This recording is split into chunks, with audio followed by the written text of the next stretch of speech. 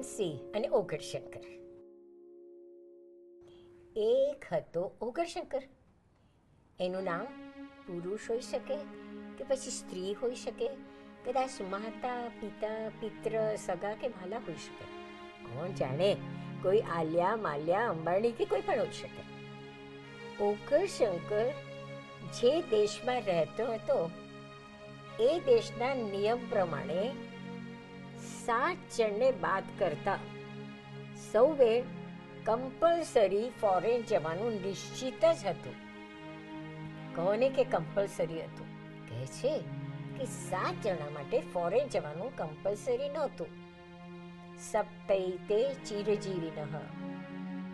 હા, તો ઓગરશંકર તો એ 7માનો એક નહોતો, માટે એને માટે ફોરેન જવાનું કમ્પલસરી જ હતું. ફોરેનમાં નાણાંનું જે ચલણ વપરાશમાં હતું એ ચલણનું નામ હતું પ્રેમ, ક્ષમા, કરુણા, વાત્સલ્ય, કૃતજ્ઞતા અને દયા.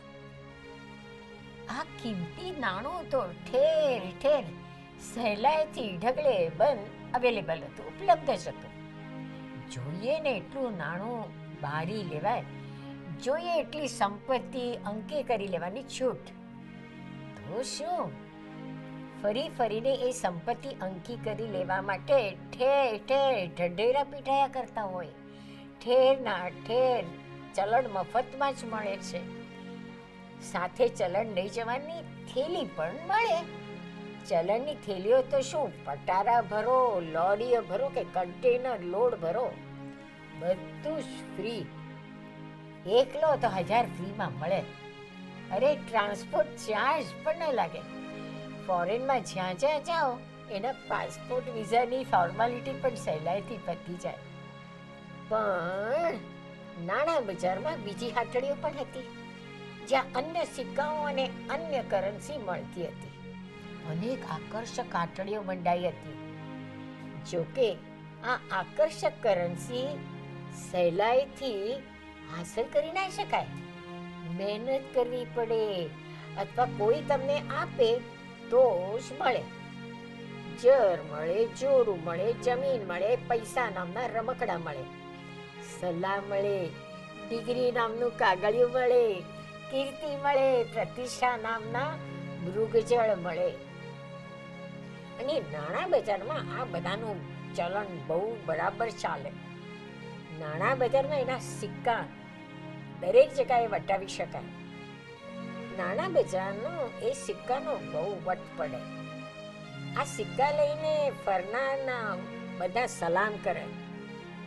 પણ આ બધા માટે બહુ મહેનત કરવી પડે, બહુ મહેનત કરવી પડે, બહુ મહેનત કરવી પડે.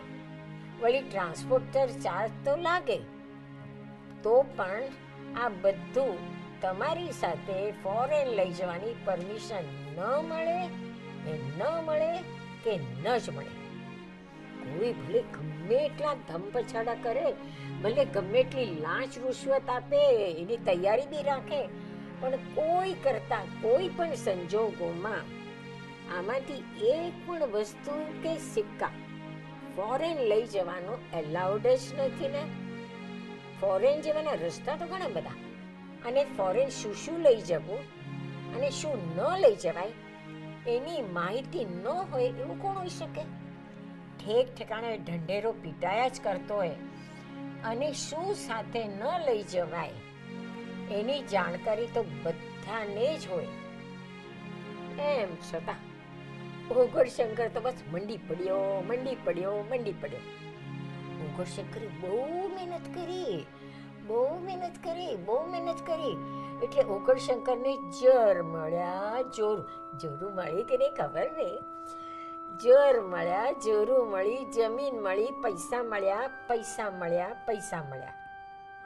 ઓગરશંકરે વિચાર્યું, ચાલ પૈસા એક્સચેન્જમાં થોડા પ્રેમ, ક્ષમા, કરુણા, વાત્સલ્ય અને કૃતજ્ઞતા ખરીદી લઉં.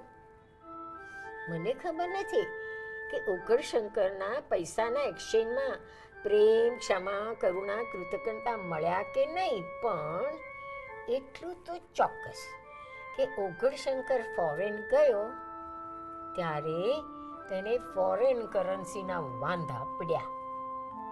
ઓકળશંકર ફોરેન ગયો ત્યારે તેની પાસે પૂરતી ફોરેન કરન્સી હતી કે નહીં તેની મને જાણ નથી, પણ એટલું ચોક્કસ સાંભળ્યું છે, ઓગળશંકર જ્યારે ફોરેન ગયો ત્યારે અહીંના સિક્કાઓ, અહીંની કરન્સી કોઈ કામે ના લાગી.